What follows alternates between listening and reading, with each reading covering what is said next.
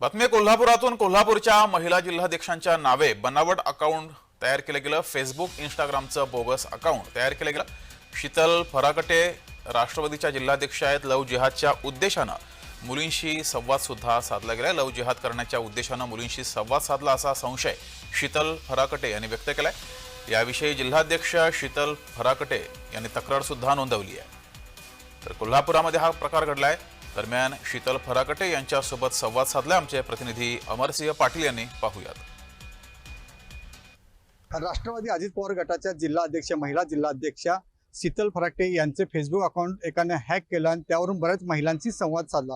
हे Facebook account hack केल्यानंतर स्वतः जिल्हाध्यक्ष आपल्याला बोलण्यासाठी आहेत। लव जिहादचं प्रकरण आता नसेल पण पुढे जाऊन होऊ शकेल कदाचित।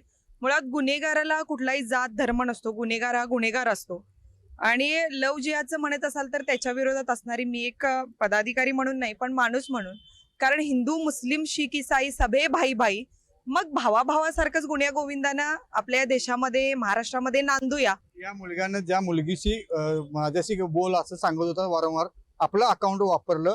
या अकाउंटवरून जर एखादी सर्वसामान्य असती, तुम्ही प्रसिद्ध आहात, तुम्ही जिल्हाध्यक्ष म्हणून कळालं, जर दुसरी असती तर कळालं असतं का? यातून प्रकार घडला असता का?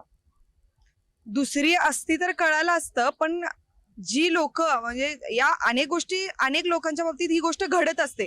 पुढे येऊन बोलायला कोण धाडस करत नाही, कारण त्यांना भीती असते की उद्या तो माणूस माझ्यावर काहीतरी करेल किंवा माझी बदनामी करेल। बदनामी पोटी लोक बोलत नाहीत। या सर्व घटनांकडे प्रशासनाने गांभीर्याने दखल द्यावी, अन्यथा मोठा आंदोलन उभा केलं जाईल किंवा ह्या सर्वसामान्य महिलांचा आवाज कोणीतरी दाबला जाईल, अशीच प्रतिक्रिया अध्यक्षांनी व्यक्त केली।